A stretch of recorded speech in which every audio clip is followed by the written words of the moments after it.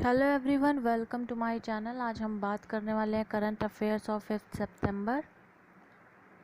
कल था 4 सितंबर और 4 सितंबर को होता है नेशनल वाइल्ड लाइफ डे। इसकी जो थीम थी वो थी to encourage improved awareness of the species around us and in the broader world. ठीक है, तो ये याद रखना है। 4 सितंबर को क्या होता है? National wild life day. और वाइल्ड लाइफ प्रोटेक्शन एक्ट आया था इंडिया में 1972 में, तो ये भी इम्पॉर्टेंट है। एग्ज़ाम में पूछता है कि wild life protection act India में कब आया था, तो 1972 में आया था और 4 सितंबर को नेशनल वाइल्ड लाइफ डे मनाया जाता है। ठीक है, और 3 मार्च को मनाया जाता है वर्ल्ड वाइल्ड लाइफ डे, यानी नेशनल मनाया जाता है 4 सितंबर को और पूरे वर्ल्ड में मनाया जाता है 3 मार्च। और इसकी जो थीम थी वो थी sustaining all life on earth. ठीक है, तो दोनों याद रखना है, 4 सितंबर एंड 3 मार्च। ओके, अगला है Chhatrapati Shivaji has been appointed as the secretary in by of statistics and programme implementation. ठीक है, तो ये भी याद रखना है, छत्रपति शिवाजी को अपॉइंट किया गया है। उसके बाद S Krishnan has been appointed as the new MD and CEO of Punjab and Sindh bank. ठीक है, तो एस कृष्णन को अपॉइंट किया गया है। अगला है R K Tripathi takes charge as chairman of Gujarat state human right commission. ठीक है, तो आर के त्रिपाठी को बनाया गया है chairman of Gujarat state human right commission. अगला है doctor Neena Malhotra appointed as the next ambassador of India to the Italy. ठीक है, तो इटली की अगली एम्बेसडर कौन है? नीना मल्होत्रा। और इटली की कैपिटल क्या है? रोम। और वहाँ पे करेंसी कौन सी है? यूरो है। यूरोप में अधिकतर कंट्रीज़ में यूरो चलता है, बट कुछ ऐसी कंट्रीज़ हैं जो अपना खुद का करेंसी यूज़ करती हैं। तो अगला है Coca Cola has been named veteran Sanket Rai its new India head. ठीक है, तो कोको कोला के नए हेड कौन बनाए गए हैं इंडिया के? संकेत रे। और कोका कोला कहाँ की कंपनी है? जॉर्जिया यूएस की कंपनी है। ठीक है, तो ये भी याद रखना है, पूछा जा सकता है कोका कोला कहाँ की कंपनी है, तो जॉर्जिया यूएस। अगला है Amitesh Kumar appointed as new Nagpur police commissioner. ठीक है, ये उतना इम्पॉर्टेंट नहीं है पर याद रखना है, अमितेश कुमार।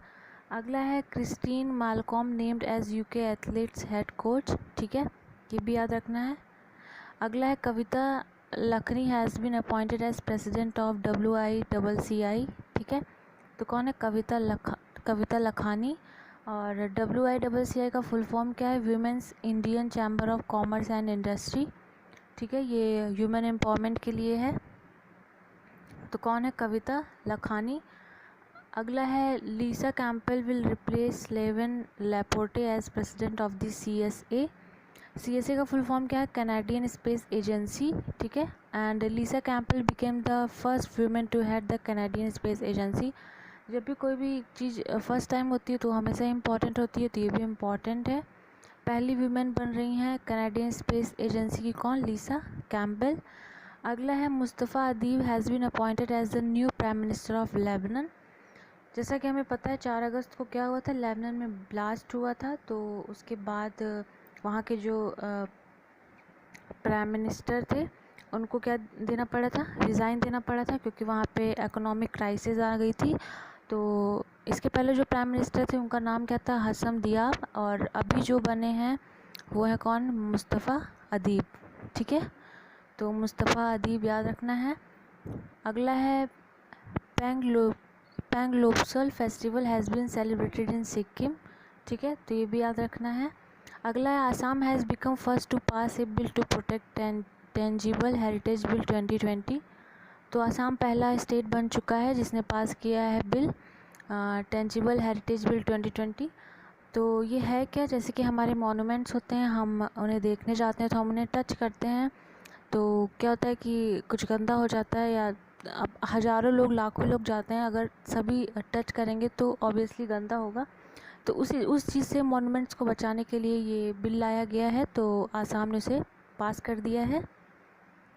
अगला है आसाम गवर्नमेंट रीलॉन्च्ड स्वयं scheme for providing self employment. तो पूछा जा सकता है कि स्वयं स्कीम कौन से स्टेट ने लॉन्च किया है? तो कौन है? आसाम है। और स्वयं का फुल फॉर्म क्या है? स्वामी विवेकानंद आसाम यूथ एम्पावरमेंट, ठीक है। और आसाम के सीएम कौन है? सर्बानंद सोनोवाल। और यहाँ के गवर्नर कौन है? जगदीश मुखी, ठीक है। अगला है Sudha Painuly has been selected for national award for teachers 2020।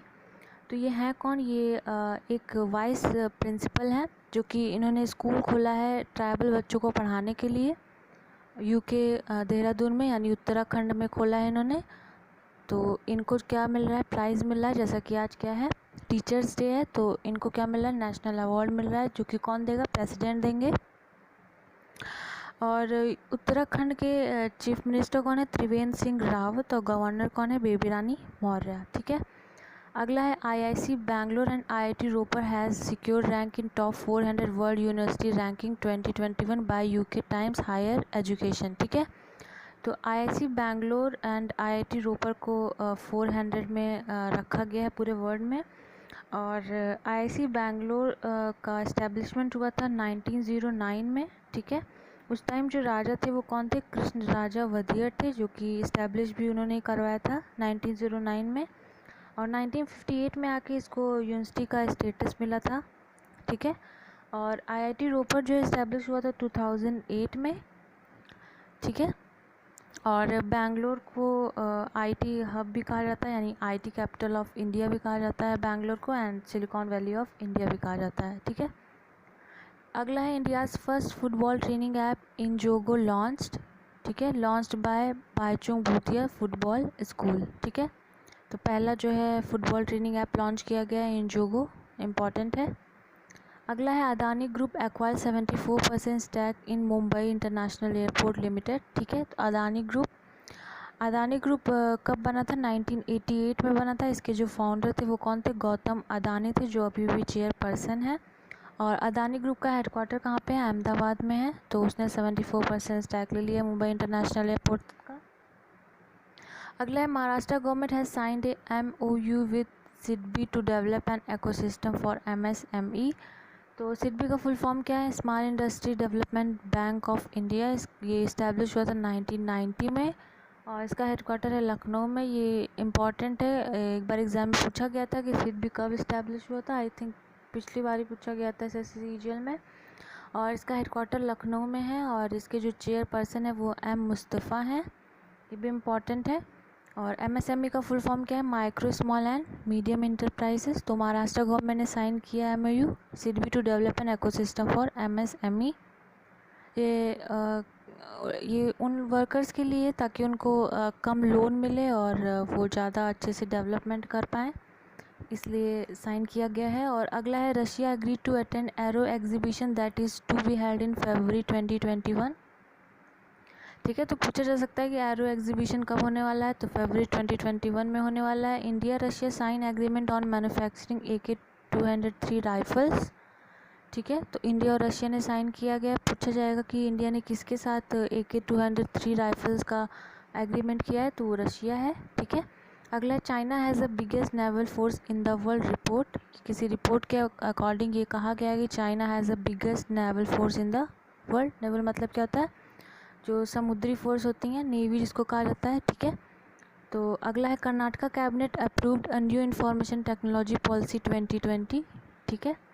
And Karnataka was the first state in the country to formulate IT policy in 1997। तो जैसे मैंने बताया था कि बेंगलुरु को क्या कहा जाता है? IT का कैपिटल कहा जाता है। और यहाँ पे ये पास किया गया, तो पहला स्टेट बना था ये 1997 में। अगला है APIIC signs MOU with CSIR IICT to establish a bulk drug park, ठीक है। APIIC का फुल फॉर्म क्या है? Andhra Pradesh industrial infrastructure corporation limited. And CSIR का फुल फॉर्म क्या है? Council of scientific and industrial research. IICT का फुल फॉर्म क्या है? Indian institute of chemical technology. तो ये इस्टेब्लिश किया गया है इन तीनों के द्वारा बल्क ड्रग पार्क। अगला है CRED becomes the official sponsor of IPL 2020। जैसा हमें पता है IPL 2020 स्टार्ट होने वाला है। कहाँ पे होने वाला है? UAE में होने वाला है। तो creed becomes official sponsor. Creed का फुल फॉर्म क्या है? क्रेडिट कार्ड रिपेमेंट ऐप, ठीक है। अगला है Dubai launches retirement visa scheme. ये पूछा जा सकता है कि कौन सी कंट्री है जिसने रिटायरमेंट वीज़ा स्कीम को लॉन्च किया, तो कौन है, दुबई है।